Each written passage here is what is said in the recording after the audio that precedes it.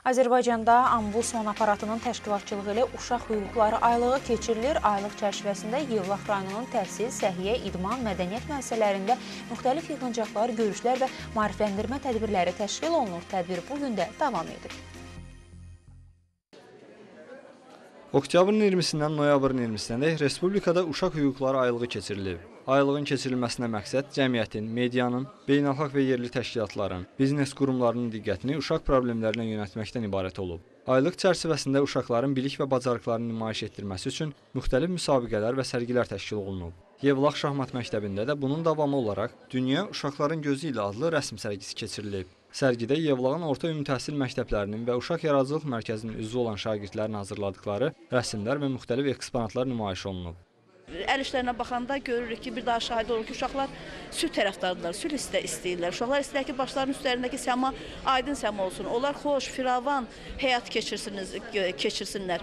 Və bugün ölkəmizdə aparılan siyasət, ölkə rəhbərinin yürütdüyü siyasət də məhz sülhün təminatına, Azərbaycanın sürətli inkişafına, əhalinin sosial rifah halının yaxşılaşmasına və uşaqlarımızın xoşbəxt, şən, firavan həyat sürməsinə xidmət eləyir.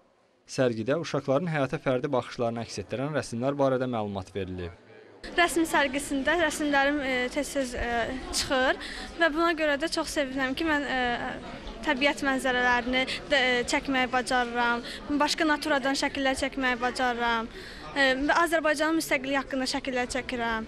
Başqa sərgilərdə şəkillərim çıxır yəni. Burada hansı şəkillər nümayiş olunur? Əsasən burada bu şəkili mən çəkmişəm. Burada mən neft kəmərlərini, Azərbaycanın, yəni nefti Azərbaycandan başqa ölkələrə ixrac edilir. Bunları təsvir etmək istəmişəm.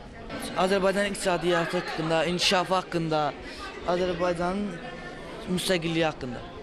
Tədbirdə eyni zamanda uşaqlar arasında şahmat müsabiqəsi də təşkil olunub. Keçirilən müsabiqələr uşaqların bu idman növünə olan marağını artırmaqla yanaşı, eyni zamanda gələcək yarışlara da hazırlıq məqsədi daşıyır. Uşaq aylığı çərçivəsində keçirilən digər bir tədbir də dahi Azərbaycan şairi Nizami Gəncəvinin 870 illiyinə həsr olunan açıq dərs olub. 5 saylı orta məktəbin Azərbaycan dili və ədəbiyyat müəlliməsi Elmira Həsənova şagirdlərin Nizami yaradıcılığına olan marağını artırmaq məqsədi ilə Nizami Parkında açıq dərs keçirib.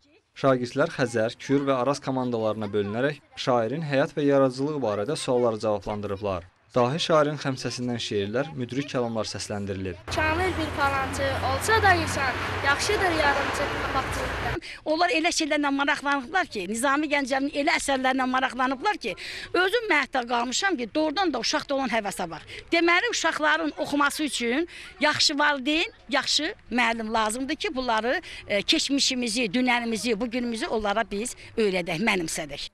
Açıq dərsin sonunda şagirdlər Nizaminin və xəmsəyə daxil olan poemalardakı qəhrəmanların şəkillərini çəkmək üçün müsabiqədə iştirak ediblər.